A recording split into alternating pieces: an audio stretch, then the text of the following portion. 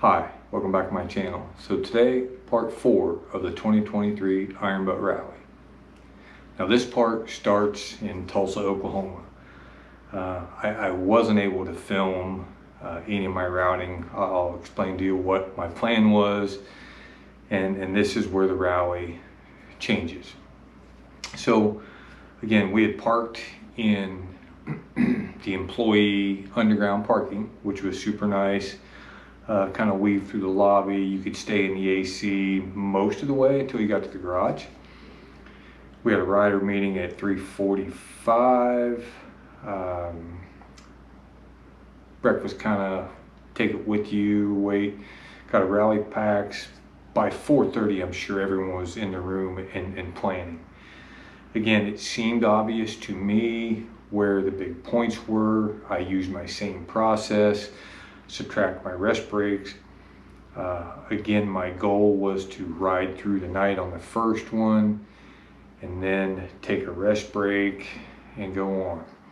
As I looked at points, it seemed like it was obvious to head south out of Tulsa, down into top side of Dallas, grab some points, head back through West Texas, down into Arizona, and there were some large points in Santa Monica, California. So the Santa Monica, California, I knew was going to be a challenge. I was born in California, I've ridden there many times, not a lot, but enough to know that you can lane split there, and I felt like I was going to be able to do that okay. So at this point, I was running the soft bags on my bike, and at 10 o'clock at night when I was getting my stuff, it just seemed easier just to grab the whole bag. It comes off super easy. So now in my room, I've got my helmet, my gloves, and my jacket, my tank bag, because there's things in that I needed, my whole top box, and a whole pannier. Way too much stuff. Had to make 2 trips. My goal was to not do that, and I failed. So loaded my bike. Jeff Earls met me in the parking lot. Not me, he was just kind of overseeing, and I'll show you a real picture. It was pretty cool to have a conversation with him quickly.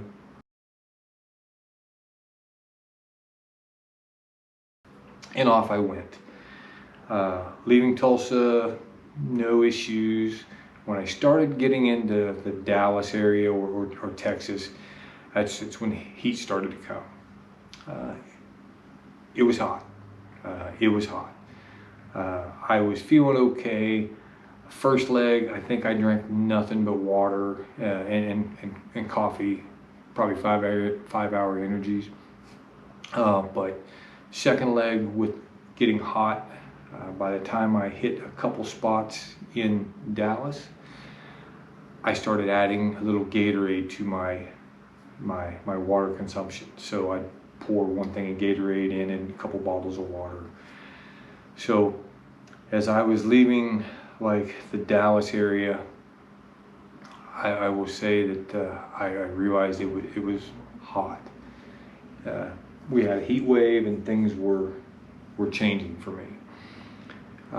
Went up through West Texas, and by the time I got into the Midland, Odessa area, the bike said it was 114.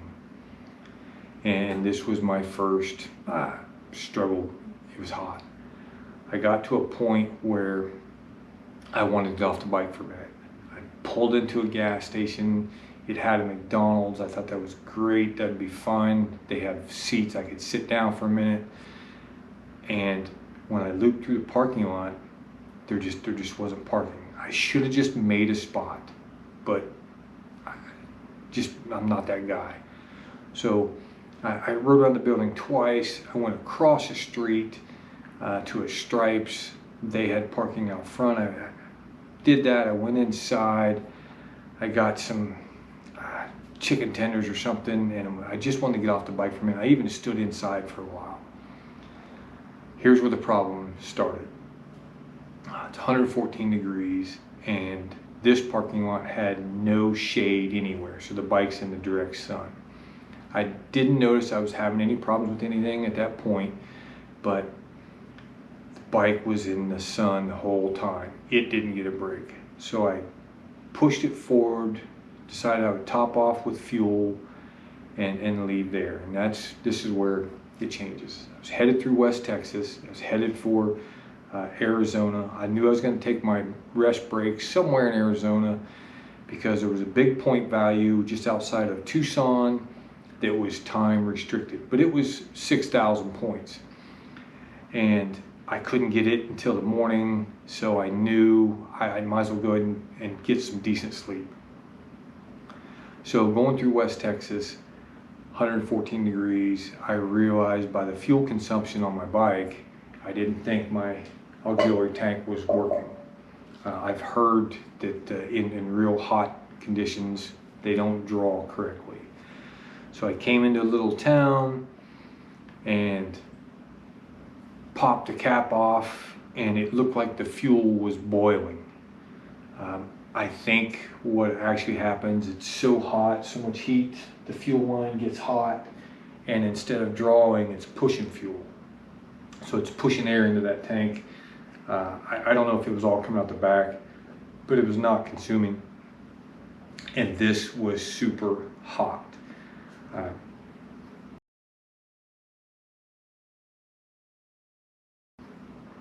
I needed a way to cool that down, and I needed a way to try to get it to work because I'm headed through West Texas. I'm headed down into El Paso, and I needed this thing to work because I was headed in the middle of nowhere, and I don't want to do it at the consumption this thing has at the speed I was riding. So I found a way to cool it down. Here's what I did. All right, laugh if you want, but it worked. The temperature was coming down because the sun went down as I headed through the middle of the desert, and the temperature was coming down. By the time they got to El Paso, everything was working fine. El Paso changed for me. I had noticed that a couple of my GPS pin drops that I got from the IBR were not correct. I just assumed it was my issue. So I started kind of talking to some of my friends. You had any issues? No one really owned up and said yes, they did. Depends on how you use the pin drops, and it depends if you were using them. I was using them for my guidance. That was pushed into my GPSs, and I wasn't doing anything different. When I got to Tulsa, when I got to El Paso, it was off, and it wanted me to ride over a cliff and down to a road that didn't exist. I had to stop on the side of the road. I went to my phone, I typed in what I was looking for, pulled it right up, 15 minutes away, got my bonus location, and then I decided I was hot. I needed to take a minute off the bike and get some fuel, get some, maybe some food. So in a city like El Paso, I knew I could grab a couple of my rally-wide bonuses. So the first one I came across was Whataburger. Whatever the case may be, I wasn't tasting Whataburger, and I didn't think I really wanted food. So I just grabbed something to drink. I got my photo, I stretched for a few minutes, stayed off the bike, felt refreshed, took off. As I headed back through El Paso, headed for New Mexico, I realized that I was headed into more barren lands, meaning New Mexico, in the early parts of Arizona, there wasn't much. My goal was to get all the way to Tucson before I took my break, so I'd be fresh and rested before I got to that bonus location. So realizing I should probably get some sort of food, I saw a sign for Freddy's. It's another one of our rally-wide bonus locations on a bingo card. I pulled into Freddy's. They were open. I took my picture.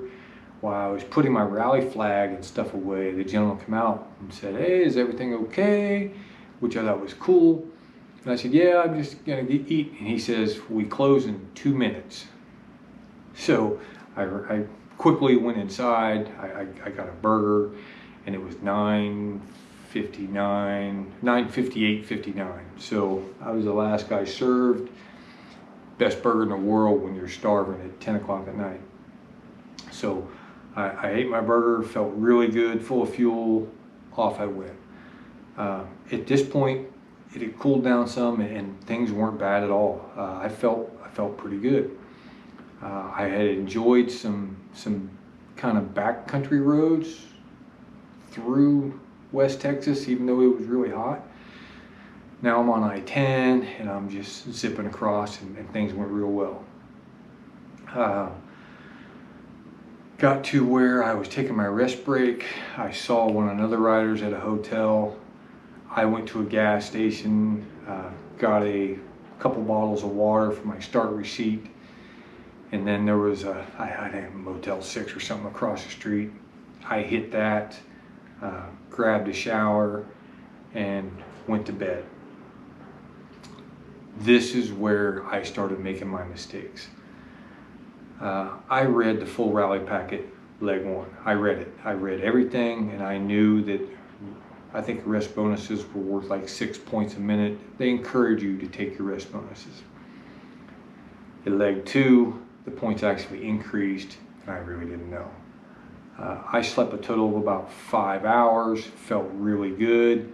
I thought I'll use this time to get to this next location, and then I can take another break off the bike, and I thought that was a good plan. So I cut my rest bonus short, hopped on the bike, and was gone. I get into Tucson. Again, my pin drop was a little off. Quick search on my phone, talked with a local. He told me where to go, worked out pretty well. I got to that location fine. There were 5 or 6 riders here, and we had maybe another hour or something. So it was a good break off the bike and some good conversation with other rally riders. This location was only available 9 to like 4, and actually we found out that the location was closed. So a quick call into the rally told us to wait till the available time, which was 9 a.m., take a photo of the road closed sign, and we would be fine. So we all did that, and it seemed like most of us were headed for Santa Monica, California, the pier. Some weren't, but a lot of us were. So we all get our pictures and we're off. Now from here, I took 2-lane roads for about 80 miles. It was some of the best riding I've had. I had full of fuel. I had good time off the bike, good speeds. I'm the only one out there. I enjoyed it. It looped me around. I got on I-10 or I-8. I went south again, took some more back roads before I got into California, and then I-10 again and into Santa Monica. When I got into California, I knew I was gonna have to lane split. It was hot through the desert, a little bit fatigued, but not terrible. As I started to make my plan to pull out of traffic and start lane splitting, a couple rally riders went by me. They were moving pretty good. I didn't lane split at that pace. I lane splitted for a couple hours, all the way in at different points to Santa Monica. Again, my pin drop was 5 miles off. Quick search on my phone got me where I needed to be. I had to walk all the way down the pier. I parked in a location that seemed okay. I walked down the pier. I had to ask a local cop where I was looking for, because you had to take a very specific picture of the entrance to the park. They guided me in the right direction. I finally found it. Lots of people, you're sticking a rally flag out trying to take a photo. The number has to be present in the photo. Keep that in mind. The number has to be present. So if the wind's blowing, make sure the number's present. Left out of there, got back to my bike, was loading up with another rally guy came in, and look, we might be competitors, but I told him where he needed to go. He asked me if it was cool to park there. I didn't have any problems. So we shared a little bit of conversation while he was getting ready to take his photo, while I was getting ready to leave. He actually gave me some beef jerky. Man, I told him I needed to get out of California. I'm headed for Las Vegas. I wanted to get some food, so off I went. It is, I don't know, I'm gonna guess 5, 6 o'clock Friday night. Everybody goes to Vegas. Got to I-15, again, had the lane split all the way out of downtown Santa Monica in that area. Got to I-15, thought I was golden. I think I lane split almost all the way to Vegas. It was brutal. I was fatigued, I was hot, I was tired. I got to Vegas, got some fuel, got some water in me, felt good. I was kind of making my push for Denver, and Denver was a big push. That was checkpoint number 2, and I had a plan. I was not going to be at 10 o'clock at night finishing scoring. I wanted to get some good sleep. I had a plan. My father met me there, change of oil on my bike. We had that all worked out, so I needed to push through the night. So cruised through Vegas, was making my way up into Utah. The temperatures were dropping. By the time I got into Utah, it was 30-ish degrees. The bike was flashing that freeze warning. I was tired, I was fatigued. I got off at an exit and just said, I'm gonna get a hotel. And I get off at the exit, there might have been a hotel. The sign said there was a hotel. I couldn't see anything. I just did a U-turn right back on, kept going. I then decide my best option is find a truck stop, find a driver lounge, and just sleep for a couple hours. I was cold, was hungry, was tired. I make it to I-70. I'm headed in 70. Again, the temperatures are in the 30 range, and I couldn't find a truck stop, but I find a rest area. I pull in this rest area. I didn't see any other bikes. I walked in. I didn't take any of my clothes. I still had my gloves on, helmet on. I shut the bike off, and I was walking inside the rest area. I was just gonna rest somewhere inside that rest area. He had a couple, 2 or 3 benches, and there was another rider from the rally, zonked out, sleeping pretty good. Looked like a great idea. So I lay down on a bench and covered up kind of with my jacket, put my phone on my chest, and set the alarm for 2 hours. It was 3 a.m. at the time. Got up at 5 a.m., felt pretty good. The other rider was sitting up. We exchanged conversation without really saying. We kind of took off together. Again, hopped up to rally pace, still cold. I should have took a few minutes to put my liner on. All I had done was zip up my vents. It wasn't brutal cold, but I wasn't comfortable either. Maybe that was gonna help keep me awake. I got some coffee at a fuel stop, was feeling pretty good. Sun was coming up. I had a couple bonus locations that I hit. Somehow I rode right by one. I missed that in planning, I don't know. My last bonus stop outside of Denver, pin drop was off quite a bit. It was starting to frustrate me. Found it, got my photo, was coming out past a few riders. I-70 coming in, some beautiful roads, beautiful stuff. Kind of a lot of traffic, but okay. So now I feel like a veteran as I'm coming into checkpoint 2.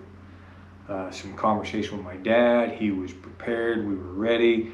I wanted to change the oil in my bike. Whether I needed to or not, mentally I needed to. I was pushing 6,000 miles and I pay a lot of money for the bike. It's just my thing. So I get to the hotel. Pin drop was wrong on the hotel. My bad. So I get to the hotel, a few minutes late. My dad's in the parking lot. There's no one set up for the IBR. So my dad said he'd scouted out a couple spots for shade to change the oil on the bike. There was already people there doing some maintenance, so I found a little shade. I parked. This time, straight to the hotel, checked in, got my room, dumped off my garb, took a quick shower, put on some comfy clothes, headed to the parking lot. Ran into another rider. He said, "Hey, they're set up now so you can check in." Okay, IBR is really strict on safety. Do not ever move a bike without a helmet. Don't ever. You better be pushing it if you're going to not have a helmet. So I went, put boots on and a helmet with my shorts. This picture was taken of me and posted on the forum. Kind of funny.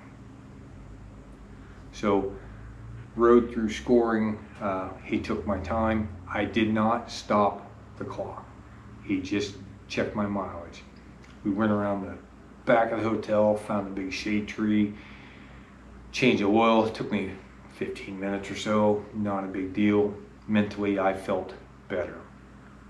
Went around, parked, had a plan for this checkpoint. My dad brought me a backpack. I took what I needed out of my top box and my bags, put it inside a backpack and into the hotel. Did not take a pannier, did not take a top box. Won't ever do that again. Travel light, travel minimal, and one trip in the hotel, one trip back. So went inside, cleaned up, went to scoring. They opened scoring early, trying to not have the delays we had in Tulsa. And I went through scoring pretty quick. I was in 56th-ish, I think, place at the end of leg 1. I had a solid leg 2. And after scoring, I did not go to dinner there. My father was there. We walked across the street to an IHOP, had dinner, some conversation. I was in bed by 6 p.m. Slept great, felt great, got up at 3 and went to the ride arena. I think I'll leave that there and we'll call that the next part and continue on. Thanks for watching. Have a great day.